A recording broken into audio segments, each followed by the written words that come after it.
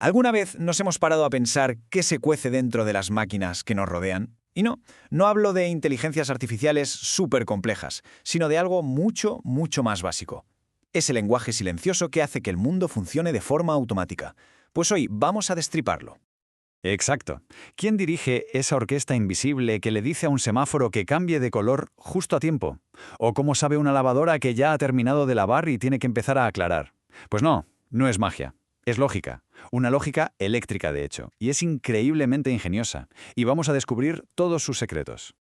Para que no nos perdamos, esta es nuestra hoja de ruta. Empezaremos por lo más básico.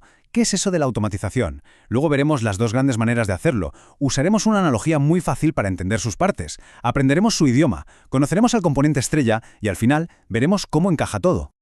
Venga, pues vamos a empezar por el principio. Cuando hablamos de automatización, ¿de qué estamos hablando exactamente? A ver, en esencia se trata de que las máquinas se las apañen solas. Es darle la tecnología necesaria para que un proceso, ya sea una cinta transportadora o una fábrica entera, funcione y se controle sin que una persona tenga que estar encima todo el rato. Muy bien, pero para conseguir este control, históricamente ha habido dos caminos principales, dos filosofías que, han marcado cómo se han hecho las cosas en la industria. Por un lado está la lógica cableada, que es el camino de la izquierda. Aquí las decisiones se toman literalmente por cómo están conectados los cables. Y por otro, la lógica programada, a la derecha, que usa software. Nosotros nos vamos a centrar en la base de todo, en la lógica cableada, porque es que es el abuelo de la automatización, es el cimiento sobre el que se construyó todo lo demás.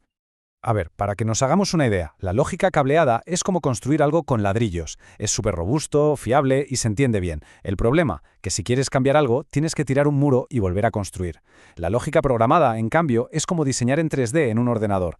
Lo cambias todo con un clic. Es mucho más flexible, pero claro, también es más abstracto y necesitas a alguien que sepa programar. Por eso, entender los ladrillos de la lógica cableada es fundamental para comprender cualquier sistema. Y para que todo esto sea mucho más fácil de visualizar, vamos a usar una analogía. Es muy simple, pero de verdad es súper potente. Vamos a imaginar que cualquier máquina automatizada tiene un cerebro y un músculo. El cerebro es la parte que piensa, la que recibe información, procesa y decide qué hay que hacer. Y lo bueno es que funciona con muy poquita energía.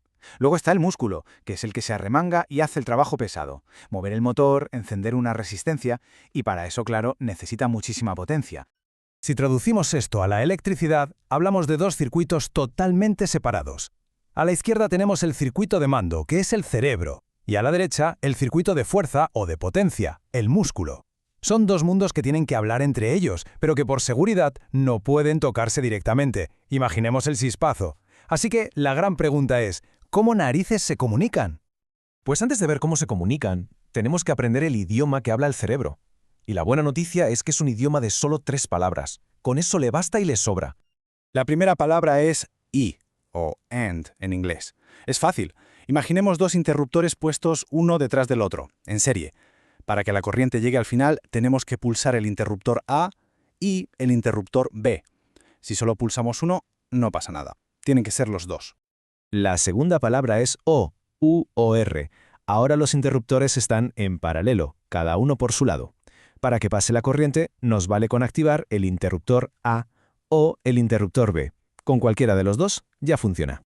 Y la tercera, que es un poco la rebelde del grupo, es no o not. Esta funciona justo al revés. La corriente está pasando siempre, la luz está encendida, y cuando pulsamos el botón, ¡zas!, cortamos la corriente y la luz se apaga.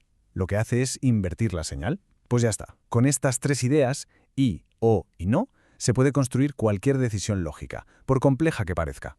Vale, ya tenemos el cerebro, el músculo y su lenguaje. Ahora nos falta el traductor, el intermediario que permite que el cerebro, con su poquita potencia, le dé órdenes al músculo, que es un bestia, sin que todo salte por los aires. Y aquí lo tenemos, el contactor. Por fuera parece una simple caja de plástico, ¿verdad? Pues es el héroe de esta historia. Es, digamos, un interruptor de alta potencia que se activa no con el dedo, sino con una señal eléctrica diminuta. Es el puente entre el mundo del cerebro y el del músculo. Y por dentro es una maravilla de la sencillez. Tiene 2 partes clave. Una bobina, que no es más que un cable enrollado que se convierte en un electroimán, y unos contactos metálicos, muy gordos, que son los interruptores que aguantan toda la potencia del músculo. El proceso es pura elegancia electromecánica. Fijaos, es una pasada. Primero, el cerebro manda una corriente minúscula, casi un susurro, a la bobina. La bobina, al recibirla, se convierte en un imán y ¡clac!, atrae una pieza metálica. Y esta pieza, al moverse, empuja y cierra los contactos de potencia. Y ya está. La corriente de alta tensión empieza a fluir hacia el motor, hacia el músculo, mientras el circuito del cerebro sigue a lo suyo, totalmente aislado y a salvo. Muy bien, pues llega el momento eureka. Ya tenemos todas las piezas del puzzle: cerebro, músculo, el lenguaje y el contactor que los conecta. Vamos a juntarlo todo para crear algo que de verdad parece magia, un circuito con memoria. Miremos este esquema. A primera vista no parece gran cosa, ¿verdad? Pues este pequeño truco de cableado es el secreto para que una máquina recuerde una orden. Se llama circuito de autoalimentación y es una de las ideas más brillantes y fundamentales de la automatización.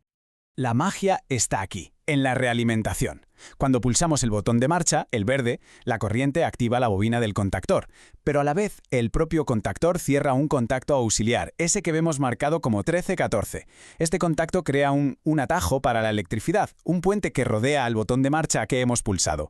Por eso, aunque soltemos el dedo del botón, da igual, la corriente sigue pasando por ese atajo manteniendo la bobina activada. Se ha quedado enclavada, ha memorizado la orden. La única manera de pararlo es pulsando el botón rojo de paro que corta toda la alimentación y rompe el encantamiento. Y así es como, con simples cables, interruptores y un electroimán, se le puede dar a una máquina la capacidad de recordar. Evidentemente no es una memoria consciente, pero es la base de casi toda la automatización que nos rodea. La próxima vez que veamos una puerta de garaje que se queda abierta o una cinta transportadora que no para, podemos pensar en ese pequeño clac del contactor, en ese pequeño circuito que acaba de recordar lo que tiene que hacer. Es la mente simple, pero absolutamente brillante, de la máquina.